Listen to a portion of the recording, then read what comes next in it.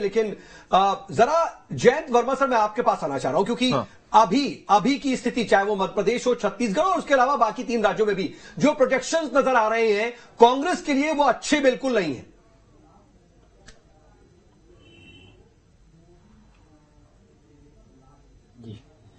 देखिए, वैसे तो एग्जिट पोल अभी तक पहले जितने भी आए हैं 2013 में, 2018 में, वो वैसे मतलब जो नतीजे आए थे उससे काफी अंतर रहा उसमें। और एग्जिट पोल वालों का भी ये कहना रहता है कि वो 7 से 10% के करीब वेरिएशन होगा।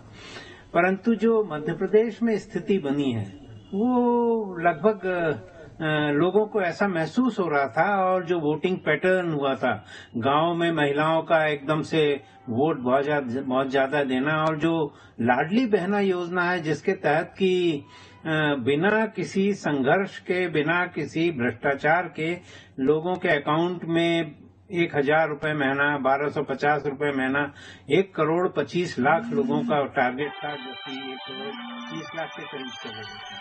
तो वो उसके चलते ये 2-3% जो है वोट का इजाफा यदि हो जाता है भारतीय जनता पार्टी को, तो उनकी सरकार बनना स्वाभाविक है।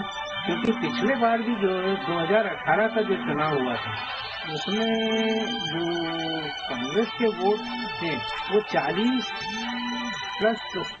और इसके जो भारतीय जनता पार्टी के वो 41% थे, पर सीटें ज्यादा थी कांग्रेस की, और आदिवासी क्षेत्रों में ज्यादा मतलब सीटें आई थी कांग्रेस को।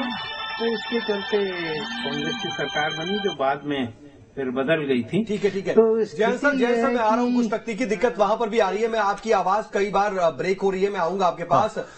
लेकिन देखिए आदर्श, देखिए इन सब के बीच सबसे बड़ी बात यह है कि प्रोजेक्शन लग रहा था छत्तीसगढ़ को लेकर के लगातार कही जा रही थी बात कि वहां पर कांग्रेस को एज है, लेकिन मध्य प्रदेश की स्थिति फंसी हुई दिख रही थी फिलहाल। लेकिन ये जो प्रोजेक्शंस हैं अलग अलग सर्वे के, क्या फंसी हुई स्थिति है या क्लियर बीजेपी निकाल रही है? नहीं, अभी आप देखेंगे तो जितने भी एग्जिट पोल नजर आ रहे हैं वो तो यही बता रहे हैं कि बिल्कुल भारतीय जनता पार्टी को मैंडेट मिलता हुआ नजर आ रहा है। और देखिए ना, क्योंकि साउथ ये कहा जाता है कि सियासत में बॉडी लैंग्वेज बहुत कुछ कह जाती है, और आप शारीरिक परिभाषा को समझेंगे तो मुख्यमंत्री शिवराज सिंह चौहान, उनके चेहरे पर हालांकि मुस्कुराहट बीते कई दिनों से निकलकर सामने आ रही है। हालांकि जब वोटिंग हो रही थी तो वो जरूर कुछ टेंशन में थे, लेकिन बीते दिनों जैसा उनका बयान सामने आया कि लाडली बहनों ने सारे कांटे छाड़ दिए हैं, और जिस तरीके की बातें हो रही थी उन सब दावों पर विराम लगा दिया।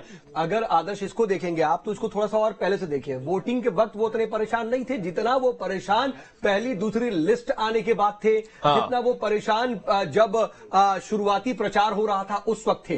वो अंदर भी दिख रहे थे, उनके बॉडी लैंग्वेज में भी स्थितियां बदली हुई नजर आ रही थी। लेकिन वोटिंग यानी 17 तारीख से आप तकरीबन 10 से 12 दिन कह लीजिए, 5 नवंबर से लेकर के 17 नवंबर तक की जो बॉडी लैंग्वेज थी और जो धुआंधार प्रचार था शिवराज सिंह चौहान का, बिल्कुल अलग। अब ये भी तो समझने वाली बात है ना कि अब शिवराज सिंह चौहान का बॉडी लैंग्वेज क्या किस वजह से बदला है? क्या कहीं ऐसा तो नहीं है कि सेंटर से कोई अब आदेश आ गया हो कि अगर भाई परिणाम आपके पक्ष में गए तो फिर दोबारा से सीएम बनने के लिए आपके दरवाजे खोले हो सकते हैं, क्योंकि टेंशन जरूर बढ़ा रहा था। अच्छा, एक बार जरा छत्तीसगढ़ का रुख कर लेते हैं, क्योंकि छत्तीसगढ़ में भारतीय जनता पार्टी के केएस साहब तमाम दावों के बावजूद भूपेश का जादू चलता हुआ नजर आ रहा है। एक बार फिर से कांग्रेस सरकार रिपीट होती नजर आ रही है।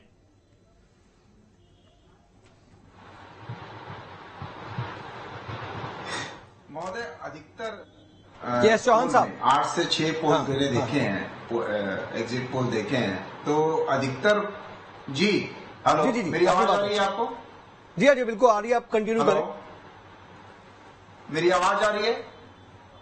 आजा जी, मुझे आवाज सुनी नहीं दे रही है। जी मैं ये बोल रहा हूँ कि अधिकतर जो एग्जिट पोल हैं वो तो दिखा रहे हैं कि या तो सरकार बन सकती है या बच सकती है। जो भारतीय जनता पार्टी की सरकार है वो बन भी सकती है, और कांग्रेस की सरकार बच भी सकती है और नहीं भी बच सकती है। तो ये अधिकतर जो पोल है वो तो यही बता रहे हैं, लेकिन आंकड़े जो दिए गए थे इनकी तरफ से वो तो 75 पार के दिए गए थे।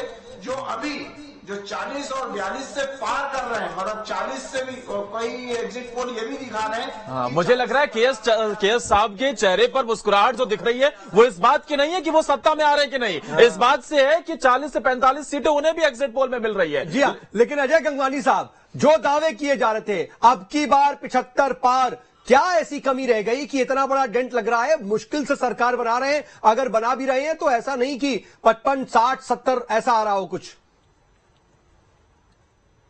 चैनल पे बधाई देना चाहूंगा, एक अच्छा कार्यक्रम आपका आयोजित करें। देखिए लगातार जितने भी पोल हैं, जो मैं लगातार शाम से कई चैनल पे मैं एग्जिट पोल में बैठा हूँ, मुझे एवरेज उससे जो मिल रही है लगभग कांग्रेस की 50 सीटें, भारतीय जनता पार्टी की औसत 68 सीटें और अन्य को 2 सीटें।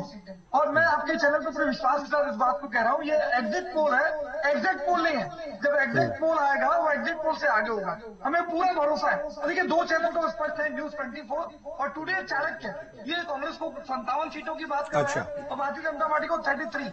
मैं आपके लोकप्रिय चैनल पे स्पष्ट कर दूं, 3 दिसंबर को जो रिजल्ट आएगा कांग्रेस को 60 से, ये भी तो बड़ा दिलचस्प है ना सर। लेकिन ये भी तो अजय गंगवानी साहब, अगर आप न्यूज 24 टुडे चाणक्य की बात कर रहे हैं तो मुझे ये बताइए कि छत्तीसगढ़ में तो खुश होने की बात है, लेकिन फिरोज भाई क्या वो परेशान हो जाए? वहां पर तो सिर्फ 74 सीटें मिल रही हैं अगर टुडे चाणक्य की बात करी जाए। मैं उनसे ही रिप्लाई ले लेता हूं कि अजय गंगवानी साहब जो बात कह रहे हैं, जिसका हवाला दे रहे हैं छत्तीसगढ़ में फिरोज सिद्दीकी साहब जी, मध्य प्रदेश में भी आप उसी आंकड़े को लेंगे?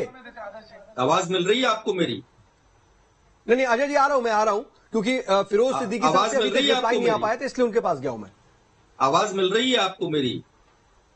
चले, फिरोज जी का अभी तक भी ऑडियो ठीक नहीं हो पा रहा, उनकी आवाज नहीं आ रही है। फिरोज भाई आप अपनी बात करें, अजय जी पूरी करें बात। मैं देखिए महत्वपूर्ण ये कि जो रिजल्ट आ रहा है ये हमको ऑलरेडी भरोसा था, क्योंकि 5 साल में हमारी भूपेश सरकार ने हर वर्ग के न्याय के लिए काम किया, चाहे वो किसान हो, गरीब हो, मजदूर हो, आदिवासी हो या युवा हो या महिला, जो हमें विश्वास था। और एक महत्वपूर्ण आंकड़ा और दे दो, 2018 का जो विधानसभा चुनाव था आदर्श जी, उसमें जो वोटों का अंतर था वो था 10.3%, जो आज तक का छत्तीसगढ़ राज्य बनने के बाद सबसे बड़ा अंतर था। और इनके वोटों में लगातार -8% की कमी आई थी। इनके 15 सालों में ऐसा कोई सगा नहीं जिसे भाजपा ने ढाया नहीं, जिसका परिणाम था कि एंटी इनकम्बेंसी के बाद ये मात्र 15 सीटों तक सीमित हो गए। लेकिन हमारे भूपेश सरकार ने लगातार जनता को आर्थिक रूप से संबल देने का काम किया। इसी का नतीजा है कि नीति आयोग की रिपोर्ट के अनुसार 40 लाख लोग गरीबी रेखा से मुक्त हुए। तो हम एक अच्छी योजना लेके, एक अच्छे चेहरे के साथ लगातार जनता के हितों में काम किया, तो हमारा जो परिणाम आ रहा है वो हमारे आशा के अनुरूप है। और नहीं, आशा के अनुरूप कैसे है? मैं आपसे ये जानना चाह रहा हूं, इसीलिए अजय गंगवानी जी, कि आप तो आत्मविश्वास से कह रहे थे कि भाई